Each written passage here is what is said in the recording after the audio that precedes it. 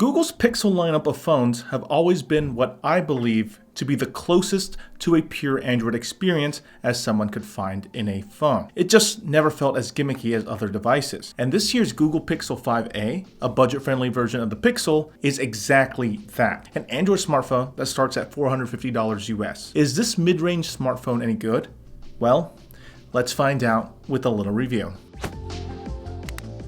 Before we begin, I want to note something.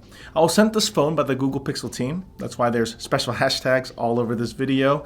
But everything I said in this video is my honest opinion, and they did not get to see what's in this video beforehand. They'll be seeing this video at the same time all of you are seeing it. Also, I try not to watch other people's reviews of a brand new product to kind of try and remove any inherent biases those reviews may have on me. So I haven't looked into anyone else's opinion on this phone either. So I hope this review ends up being pretty fresh, at least in that regard, right? Anyway, let's start. When you open the box, you get the Pixel 5a itself, a SIM card ejector tool, a power brick, charging cables, and a USB 3 to USB-C adapter. When you hold this phone, you'll realize that it's much bigger than the Pixel 4a by a lot. It's like the Pixel 4a went through puberty and became a Pixel 5a. The Google Pixel 5a is more similar to the Google Pixel 4a 5G than a Pixel 5 or Pixel 4a, and it shows in your hand. It has a 6.3-inch display, stereo speakers with one on the earpiece and one on the bottom speaker. There's still a headphone jack as well, which is always nice to see, and a fingerprint sensor on the back of the phone. Here's a quick background into some of the specs.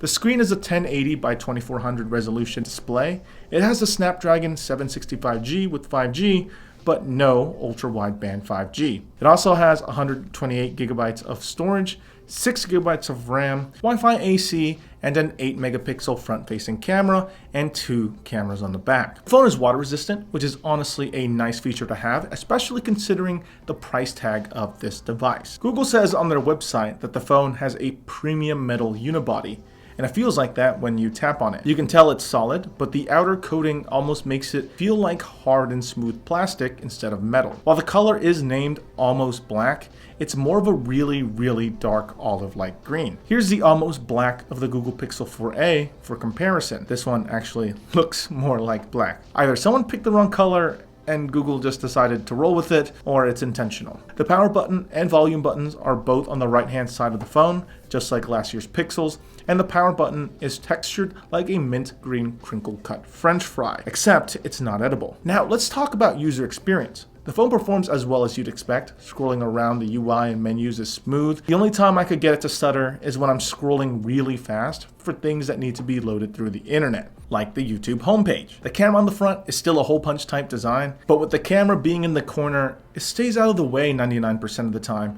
and you kind of block it from your mind, like that spider in the corner of your garage that you haven't killed yet, and you just hope that it doesn't start hungering for human flesh. Moving on, the quality of the front-facing camera is acceptable for a mid-range phone. The speakers from the Pixel 5a sound pretty good overall and gets plenty loud. It's even loud enough to overpower your bathroom vent in case of a restroom emergency, which is what I consider the gold standard criteria for smartphone speaker volume. However, I do want to note, at higher volumes, the top half of the phone starts to vibrate when sound comes through, and you can feel it in your hand too. The bottom speaker is also slightly louder and sounds a bit more full than the top earpiece, but it's not that noticeable unless you're really looking for it. Not that that takes anything away from the phone, that's just something I thought people should know. Under load and charging the phone at the same time, the phone does get pretty warm, but never enough to make it uncomfortable to hold. I don't play too many mobile games anymore, but the last time I did was Genshin Impact. So I pulled that up, and it handles playing it at 30 FPS and a mixture of low and medium settings decently fine. Other tasks, like watching YouTube videos and surfing the web, runs without a hitch. Photos also look really good coming out of the phone. But do keep in mind that, like previous Pixel phones, when you take a picture, when you try to look at it right away, there's a slight delay for the image to process.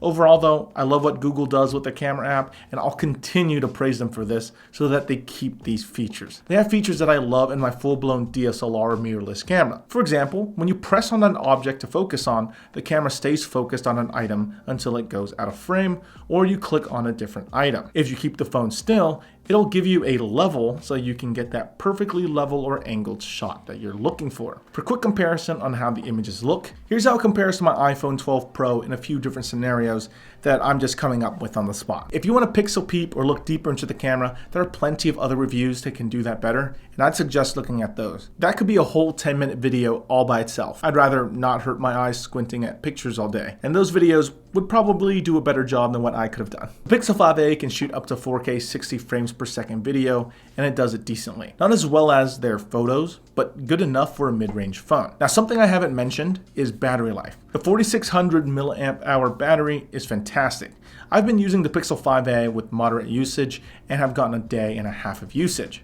After setup and downloading all your apps, you can expect a light user to go 2 full days before this guy dies on you. But of course, this is a good thing because over time, when batteries do degrade, you'll be happy to know that the battery will still be enough to get you through the day. Unless you're a heavy user, then expect to charge pretty much every day. With how well this phone does with battery, you'd think there would be wireless charging on the Pixel 5a, but sadly, since this is a mid-range phone, that is a feature that they had to omit. So, I guess it's conclusion time. When looking at a phone, we have to consider features you're getting, the price you're paying for it, and its overall competition. The Google Pixel 5a does not have a ton of flashy features, but what it can do, it does really well. There was research done in late 2018 about what people want most in a smartphone. While this study is basically 3 years old now, and the fact that this graph is awful, no, seriously, why does the 86% one look way smaller than the 95% one? I think the majority of these features are still the most important things a consumer looks for in a smartphone. Battery, ease of use, storage, durability, and camera quality. And within this under $500 price range, the Pixel 5a excels in almost all of them. It has a massive battery considering its price, has stock Android apps to avoid overloading the user with a bunch of different apps that do the same thing, and it has an okay amount of storage. It also has water resistance for added durability, fantastic camera for the price, and to top it all off, Google guarantees 3 years of software updates. So you just know you can use this phone for a few years with no problems. When you look in this price range, it's hard to find a smartphone that not only ticks all of these boxes, but does well compared to its competitors. A phone like this kind of surprises me on what a mid-range phone is capable of. And for the price, this phone is great. It's honestly a shame that this phone is only available in the US and Japan. But if you do live in one of these two places and are looking at mid-range smartphones, I'd start right here. The Google Pixel 5a improves upon last year's fantastic Pixel 4a and 4a 5G and costs less than the Pixel 4a 5G did last year. It's not a revolutionary upgrade, but this year's Google Pixel 5a is the best mid-range Pixel yet. Anyway, what do you think? Is the Pixel 5a the mid-range phone you'd personally buy? Or is there a different phone that you're looking at altogether? What's the sweet spot price for a smartphone? Is it the flagship level prices being around $700, $800, $900? Or is it more, do you think, around the $500 mark? Or maybe it's the budget mark. Is it $300?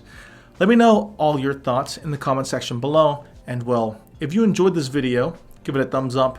And well, don't forget to subscribe. I'll see you all next time. Bye.